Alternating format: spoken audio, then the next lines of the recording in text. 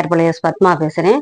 இப்போ நம்ம மீன் பொடியை வச்சு நம்ம மீன் வறுக்கிறத காமிக்க போகிறேன். இப்போ பாருங்க, அரைச்சி பொடி ரெடியாக இருக்குது. இப்போ கலரை பாருங்க, நம்ம நேச்சுரல் கலர் தான், காஷ்மீர் சில்லி மட்டும்தான் நம்ம சேர்த்துருக்கோம். இப்போ இந்த பொடியை வச்சு நம்ம மீன் வறுக்கிறது எப்படின்னு காமிக்க போகிறேன். இப்போ பொடி கொஞ்சம் எடுத்துருக்கேன். 1/2 கிலோ மீனுக்கு 20 கிராமு. இப்போ நம்ம மீன் பொடியில் நம்ம மீனை வறுக்கிறோம்.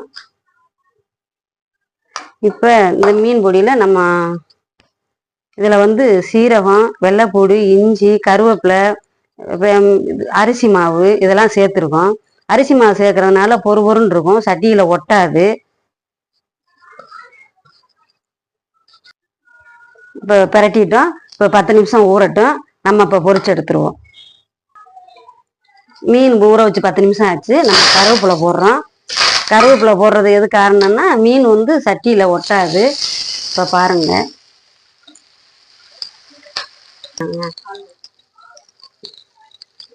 இப்போ மீன் பொரிஞ்சுக்கிட்டு இருக்கு. இதில் வந்து நம்ம வந்து கலருக்கு அஜினோமோட்டோவோ கலரோ சேர்க்கலை.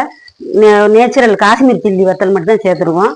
அதனால இந்த கலர் கிடைக்கும். இந்த கலரே போதுமானது. குழந்தைகளுக்கு தைரியமாக கொடுக்கலாம். இந்த மீன் பொடி வந்து எல்லா மீனுக்கும் ஏற்றவாறு தான் நம்ம தயார் பண்ணியிருக்கோம். இதில் நம்ம இஞ்சி, பூண்டு, கருவேப்பிலை, அரிசி மாவு ஸ்பெஷலாக சேர்த்துருக்கோம். ஏன்னா மீன் முறுமுறுன்னு இருக்கும்.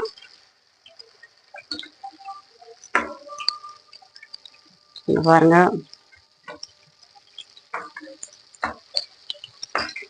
நல்ல பாடையாகவும் மணமாகவும் இருக்கு.